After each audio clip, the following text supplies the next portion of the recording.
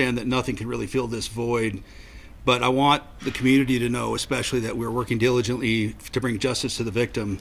This morning I had an opportunity to meet with the family and to discuss the investigation, where we're at, and I appreciate them taking that time to meet with me. One of the things we discussed was making sure that we remember who is at the center of this investigation and what this is all about. While it's not our typical protocol to release information on a juvenile, the family has asked and given us permission to share Preston's name.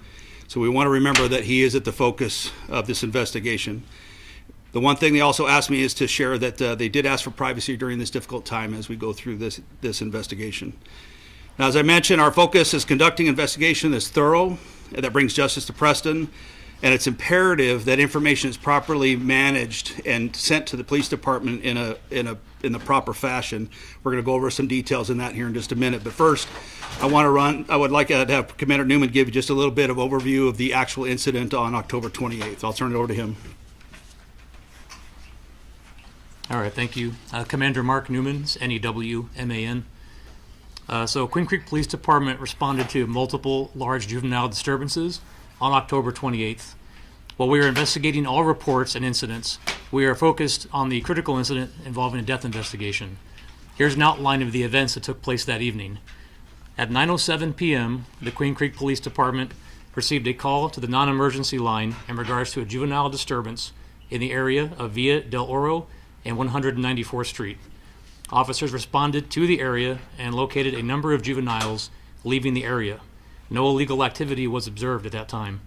Within a few minutes, the officers on scene were diverted to a high priority call with a potential crime in progress. At 9:49 p.m., QCPD received a 911 call in regards to an assault in the area of 194th Street and Via Del Rancho. Officers there discovered a victim, later identified as Preston Lord, in the roadway, and officers administered life-saving efforts. Preston was transported to the hospital with life-threatening injuries. Sadly, on Monday, October 30th, Preston passed away in the hospital. While we are waiting for the findings of the medical examiner, our department is investigating this as a homicide. As part of the investigation, we requested information from the community. We appreciate all the community's help in providing tips. As of noon today, we've received 76 tips from members of our community, and we're diligently working through each of those tips to vet the information, to include several investigative leads. We ask our community, if anybody has eyewitness information or a video of the assault, that they call our non-emergency line at 480-358-3500. All other tips that are not eyewitness testimony or eyewitness video can be submitted through email at qcpdinvestigators@queencreekaz.gov or by telephone at 480-358-3575. And please reference case number 2023-26401. We're also aware of many rumors that are circulating on social media. I want to take an opportunity to address a couple of those today. The first rumor is that officers were on site during the party. We can confirm that no QCPD officers were called to the residence where the party took place, and no QCPD officers responded to that party until after the assault took place. We are aware of other parties that took place in that evening elsewhere in the town, and we know some of the tips we've been receiving are from those other party locations. The second rumor to address is that there were many calls that reported this party, and the QCPD did not respond. Based on what we know now, or know today, QCPD received one call to non-emergency line regarding the neighborhood and one emergency call to the intersection of 194th and Via Del Rancho for the assault incident. Several additional calls regarding this neighborhood did come in after our officers had already arrived on scene to investigate the assault. And it's also noted that other calls came in that night were other disturbances or gatherings elsewhere within our town. With that information, I want to turn the microphone back over to Chief Price. So I want to go into a little more detail about some of the internet issues, Facebook, all of the other social media channels, and a lot of the tips that we're receiving. But again, to bring back the focus is this is all about Preston, and that's why we're so passionate about making sure that we get the right information and that our investigators are given the time to do what they need to do. So again, our hearts are out to the family on this. So as Commander Newman mentioned, we're working through a large volume of tips.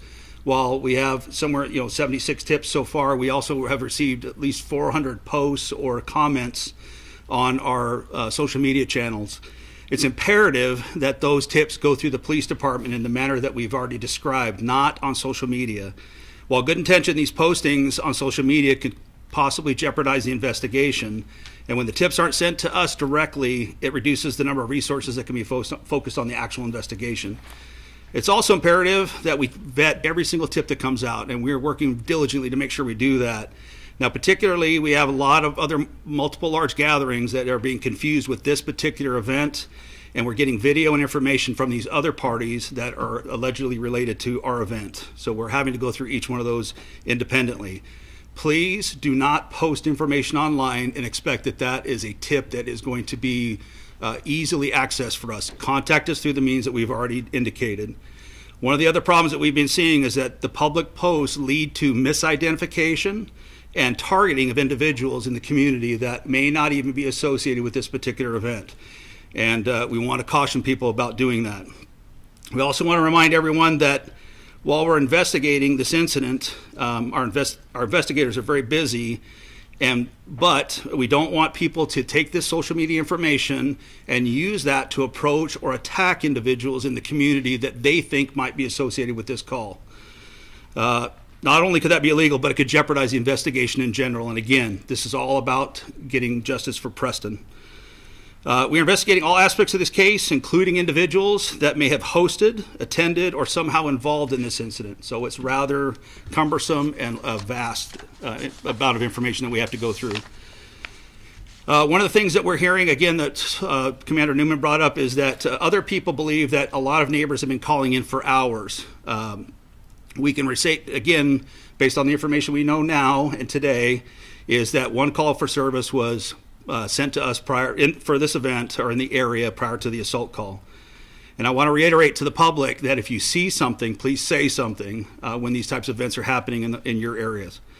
Also of note, we'd like to encourage our residents, if they see any type of large gatherings in the future, while not necessarily illegal in and of itself, we will respond and investigate and figure out what type of violations that may be present, but our main focus is to keep the community safe.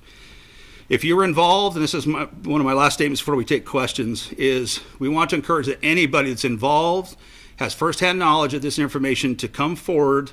If you're a witness or you're involved directly, we encourage you to do the right thing and come to us and talk to us about what you've seen or what occurred or what you're involved in. So with that, we'll open up to questions. And we have a few minutes to do that, so we'll give you some time. Yes? So are you saying at 9:07 when officers first arrived, did they see the streets lined with cars, teens walking around in Halloween costumes, and open alcohol like neighbors saw? Did they see that? So the first call, as we mentioned, at that time, the officers observed no criminal activity. So there was no alcohol seen by the officers, no other criminal activity.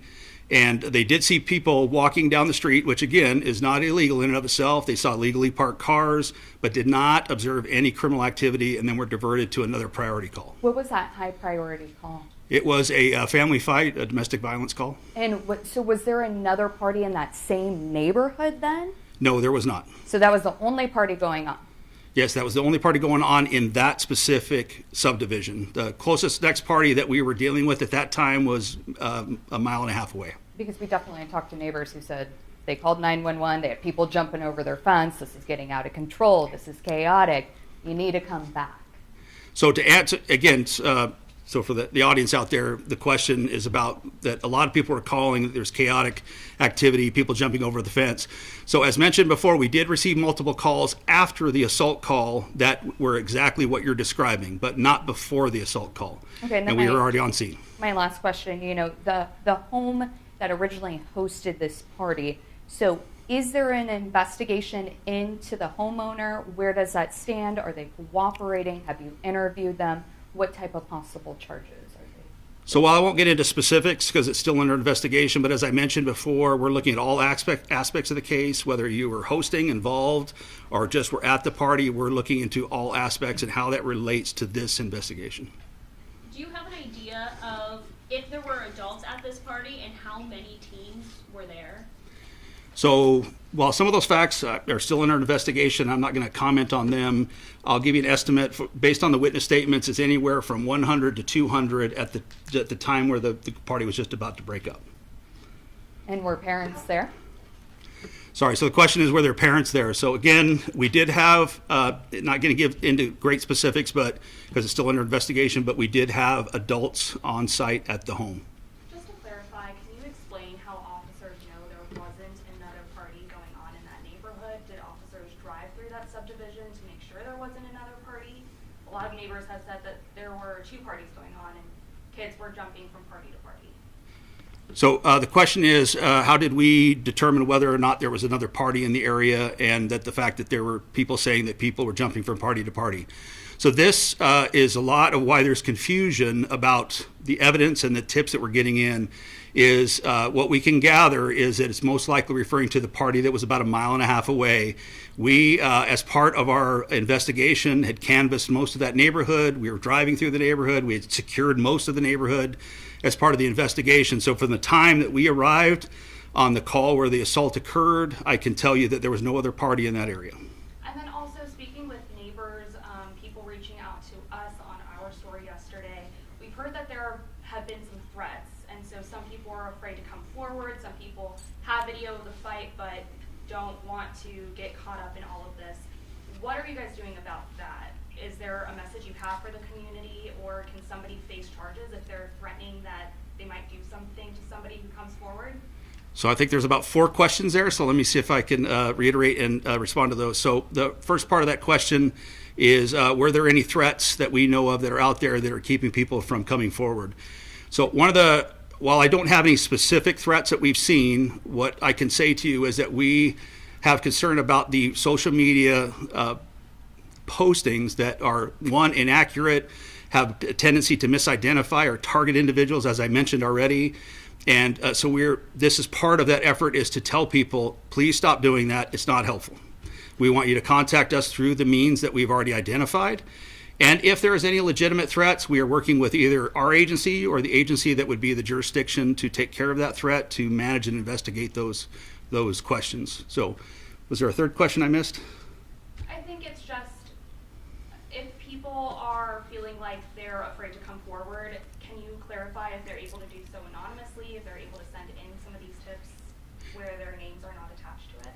Yeah, so we have several methods for people to report the tips. We want to get any tip that will lead us to further in the investigation.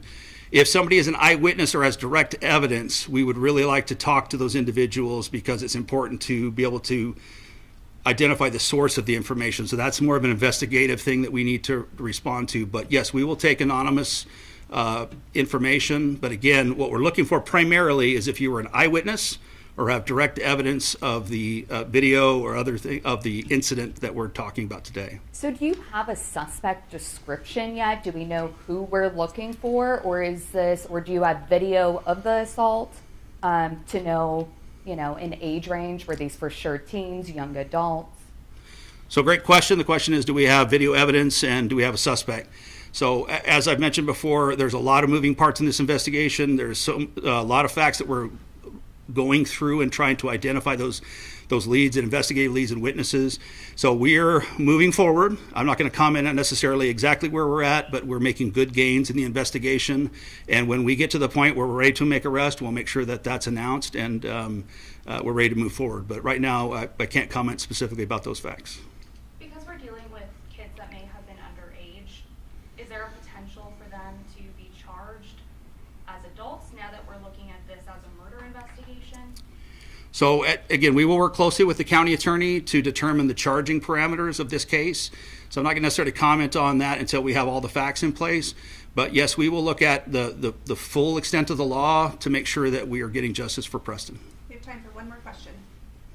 On that first call, were you guys aware of a party, even though it may not have seemed illegal at the time? And was there any indication that the kids from that party were getting in their cars and driving to the other parties in other neighborhoods?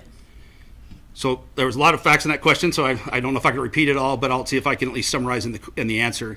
is that when the officers arrived on scene, they first of all did not have any information provided by the caller of a party. The call was about teens walking down the street, doing various activities. So we did not have any information about a party. When the officers were on scene, they did not see the party, observe the party, or any crimes in progress. And what appeared to them is that there was a large group of people leaving. Where they were going, I can't comment to. I don't know. Can I ask Sorry a to- follow-up yeah, question to that? Was there a problem with this home in the past? Any calls for a party at this home in the past? So those are facts that are still under investigation. We'll be able to release that once we get our full investigation done. I just want to ask really quick, though, about the home where the party was. Is there any indication that it just got out of control, that people showing up from high schools, multiple high schools, 3 to 4, that weren't even supposed to be there, that this became kind of like a social media address that got blasted that never should have been? So that is a fact that we are looking into, and it's a trend that we're looking at. But the details are still coming together, so I don't necessarily have the ability to comment fully on that. But that is an aspect of the investigation. Thank you. All right, that's all. All right, thank you. I have 2 questions. Your name. Sorry. Your name. Yes, sorry. Can I have your name? You sure can. Chief Randy Bryce, RNDYBRICE. And your name, sir. Sure. Mark Newman, Newman. That's Mark with a K. Are you a Commander. captain? Commander. Thank you very much, everybody. Appreciate you. Thank you. Thank you.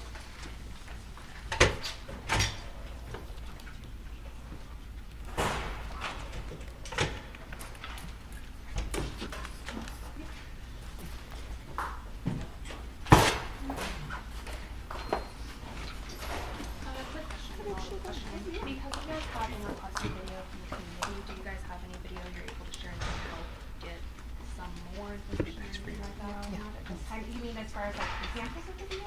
Or? No, just like anything that you can help where people have an idea of like they can look through the cameras and be like, we're looking for this. Perfect. You know, specifically, I was looking for anything really in the time frame, so our initial request and ask